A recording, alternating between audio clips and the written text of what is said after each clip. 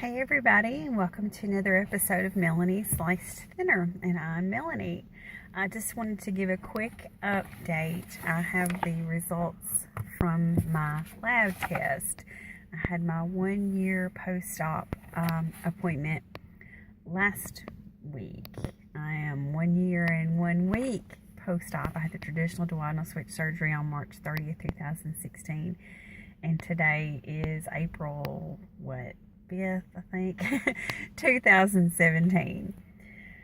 I'm not going to go into each specific value because I have way too many. I've got 5 pages of results here, so I have to have lots of labs drawn because I am a DS patient. But some of the ones that I did want to go over, my K is low, not totally in the toilet low, but low enough to be below normal, below the normal range. Zinc was low, and last time back in August, it was high. So I'm still having to play with those levels, but it was low, so I've got to bump up that dose. My protein is low. So I do 160 grams of protein a day, and I'm going to have to do more. God, I'm just going to have to just eat eggs and beef jerky all day long, I guess. I don't know. But yes, my protein is low. So yeah, I'm going to have to do more. As far as like my blood level, blood lipids, the fats in my blood, that's great. My blood pressure was actually low.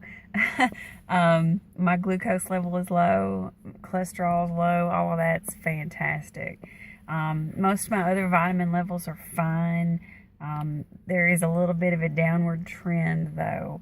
My blood iron was right on the money, but my ferritin, which actually shows your body stores of iron, not your blood levels of iron, but your stores, is going down. It's below 40, actually really close to 20, and I don't like it being that low. It's still technically in the normal range, but in the very low end of the normal range. When you have ferritin levels below 40, you're looking at hair loss. When you're getting in the 20 range, you have almost depleted your body stores of iron. So I'm not happy with that. So I'm going to increase my iron even more, and I take a lot of iron already. Plus I take desiccated liver, like what Nirvana takes. I started that at the same time. So I'm going to increase that and look into other iron options as well. I was not happy with that. Calcium is decreasing.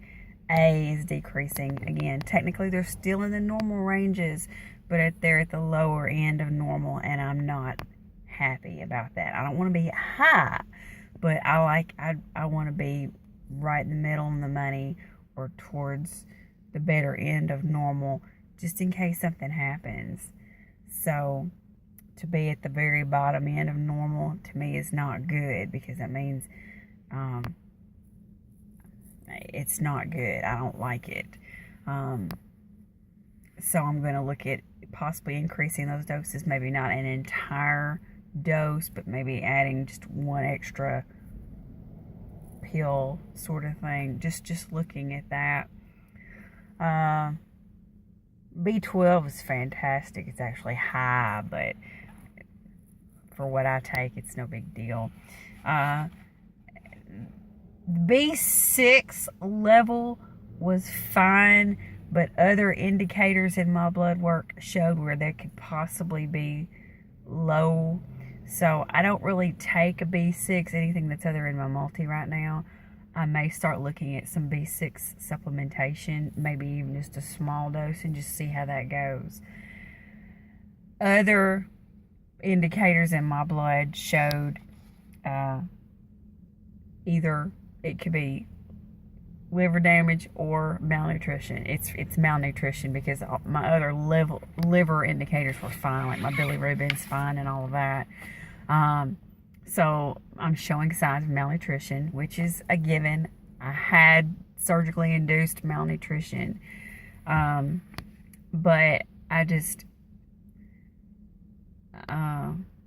again, the vitamin regimen that I started on was just the baseline vitamin recommendations. They say take these as your baseline and then adjust as you need to.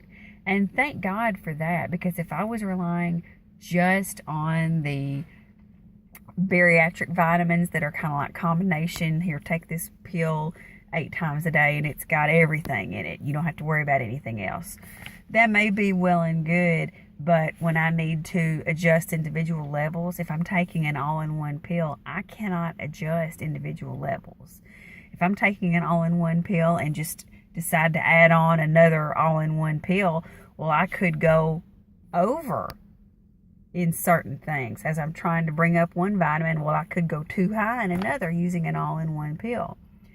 Taking separate vitamins like I'm doing, if I need to adjust a single level, if I need to adjust my A or my K or something, well, then I can focus on the A or the K pill rather than having to worry about an all-in-one.